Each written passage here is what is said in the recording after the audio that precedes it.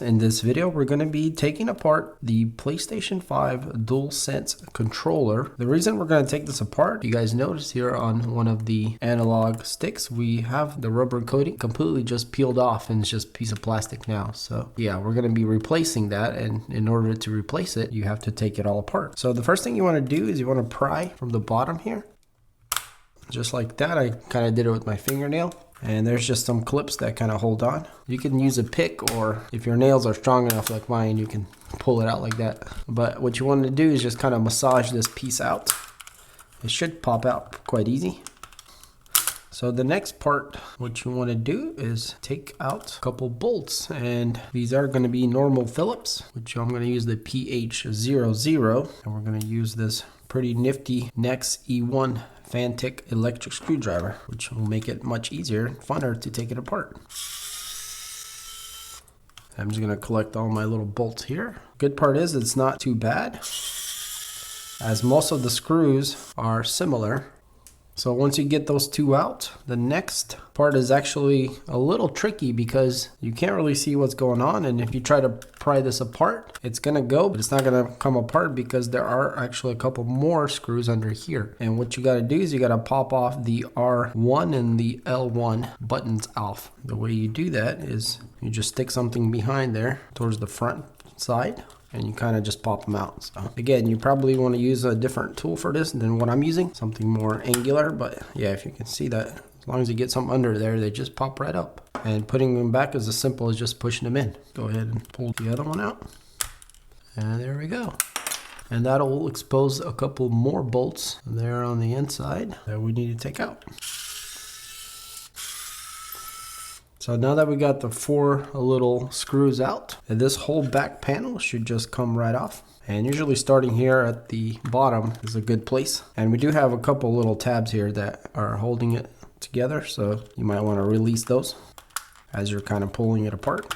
But it does come apart pretty easily, even though it does need a little bit of persuasion. It does pop right out, and we can see the back cover here. Yeah. We can go ahead and just pull it out, and also it unplugs from the main board. So if you do need to replace your battery, it's quite easy to get to. So the next thing we're going to do is we're going to disconnect this little microphone sensor, and it is attached to this whole piece here. So let's go ahead and take out this little screw. And again, all the screws have been the same so far, so really easy to keep track. And you guys can see this part just comes right off. So we do have a little ribbon cable that we need to disconnect if you wanted to, or you can just kind of carefully slide this piece out of the microphone here. Kind of sits in there and just kind of leave it dangling around. So either way, but you can unplug it if you want to and put it to the side. So we got that out. So we do have hard soldered connections for these motors on both sides, so they will have to stay together. And in order to take this whole piece out, which we will need to get to our joysticks, two more screws. There's one here and one over here. Now we do have to unplug quite a few things. So there's going to be two ribbon cables on each side here, and these are going to be for the trigger feedbacks. So let's go ahead and pull those out. And there's like little tabs here that you pull on and just pull out the connector. Be very careful with them, as everything is quite small and fragile.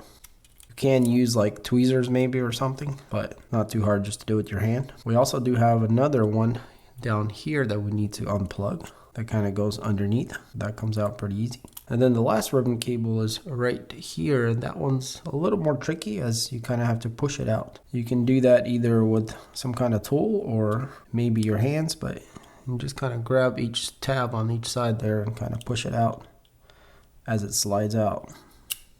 There we go. So it's out, and that's that connector there. Once you got everything undone, you should be able to lift this main board out. It kind of clicks out. There's some tabs on the sides that hold it. A little bit of wiggling around. There we go. And here you guys can see we can finally access our joysticks. All you got to do is just pull on this up and it should slide out. There we go. And as simple as that. This is how you can change these little parts. And here we can see the mechanism for the joystick. So these are original joystick knobs, and we're going to be replacing them with some aftermarket ones I bought. And they have different kinds and different colors and whatnot else. I went ahead and just got normal PS5 black OEM style knobs. And you guys can see they're not exactly like the OEM. Maybe you can see kind of, but pretty similar, so should work perfectly. And we also have a rubber coating here that hopefully holds up better than the original. So we're going to simply just line them up and slide them on. So make sure you seat them down all the way, even after the click. Push it down pretty well. And that is it. We got them on. And now we can just go in reverse order and put it all back together.